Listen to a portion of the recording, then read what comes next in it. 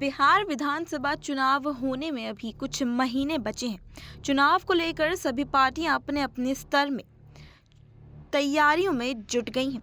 पार्टियों में फिलहाल सीट बंटवारे या उम्मीदवारों के नाम की घोषणाओं को लेकर कोई निर्णय नहीं लिया जा रहा है। लेकिन इसी बीच केंद्र मंत्री और हिंदुस्तानी आवाम मोर्चा के प्रमुख जीतन राम मांझी ने बड़ा ऐलान कर दिया है। उनके इस ऐलान से कहीं ना कहीं बीजेपी और जेडीयू की टेंशन बढ़ सकती है।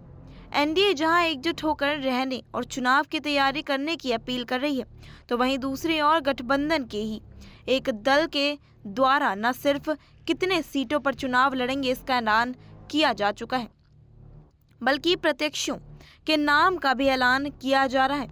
ये दल कोई और नहीं बल्कि जीतन राम मांझी का दल है।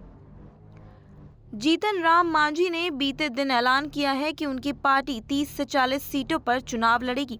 यही नहीं, उन्होंने पूर्णिया के कस्बा विधानसभा क्षेत्र से अपने प्रत्याशी के नाम का भी ऐलान कर दिया है। दरअसल जीतन राम मांझी ने शनिवार को कहा कि आगामी विधानसभा चुनाव में उनकी पार्टी बिहार में 30 से 40 सीटों पर चुनाव लड़ेगी। उन्होंने स्पष्ट किया कि कस्बा विधानसभा सीट पर हम पार्टी का दावा बरकरार रहेगा और पार्टी के जिलाध्यक्ष राजेंद्र यादव ही यहां से उम्मीदवार होंगे। वर्ष 2020 के विधानसभा चुनाव में राजेंद्र यादव एनडीए के प्रत्याशी थे।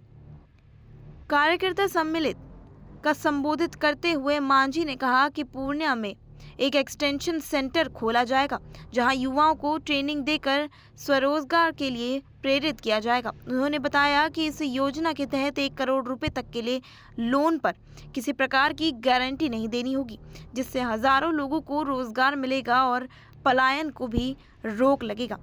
मांझी ने अपने संबोधन में प्रधानमंत्री नरेंद्र मोदी की भी जमकर तारीफ करी। उन्होंने कहा, गरीबों का मसीहा। उन्होंने कहा कि मोदी जी भारत को विकसित बनाने में जुटे हुए हैं और 2040 तक भारत विकसित बनने के लक्ष्य के साथ काम पूरा कर चुके होंगे। हमारा मंत्र सूक्ष्म, लघु एवं मध्यम उद्योग गरीबों के कल्याण के लिए समर्पित है और आगे भी समर्पित रहेगा।